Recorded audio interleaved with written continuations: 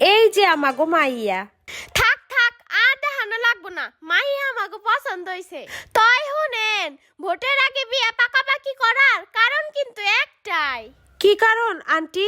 যৌতুক হিসাবে কিছুই চাই না, খালি আপনাকে ফ্যামিলি সহ 14 গোষ্ঠীর ভোটগুলা চাই। কিন্তু আরে কিন্তু কিন্তু কইরেন না, একটাবার ভাইবা দেখেন, আমরা যদি পাস করি আপনি গইলাম, আপনি গো মাইয়া থাকবো আমাগো পরিবারে, আপনারা হইবেন আমাগো পরম আত্মীয়। যত সরকারি সুযোগ সুবিধা সব আপনাগোই তো দিমু, জন্ম ভাতা থেকে শুরু করে মৃত্যু ভাতা পর্যন্ত।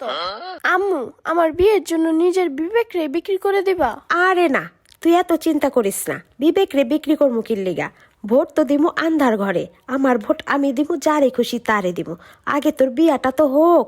10 বছর ধরে চেষ্টা করতেছি, তোর বিয়াটা দিতে পারতেছি না। এই ভোটের উসিলায় যদি তোর বিয়াটা ফ্রিতে দিতে পারি, তোর বাপের মাথা থেকে অন্তত 470 কেজি ওজনের একটা বোঝা নাম। মা মাইয়া গজুর গজুর ফুসুর ফুসুর করে কি কইতাছেন?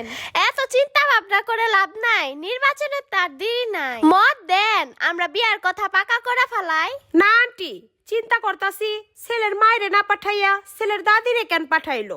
এই বিয়া কি মজবুত হইব? আরে হইব হইব, ছেলের বাপে গেছে এলাকায় ভোট চাইতে, ছেলের মায় গেছে পাড়ায় ভোট চাইতে, আর আমি দাদি আইছি নাতির শ্বশুর বাড়ি ভোট চাইতে। ঠিক আছে আন্টি, আমরা রাজি। এইবার আপনি দিন ঠিক করেন, কবে ডাকবেন কাজী।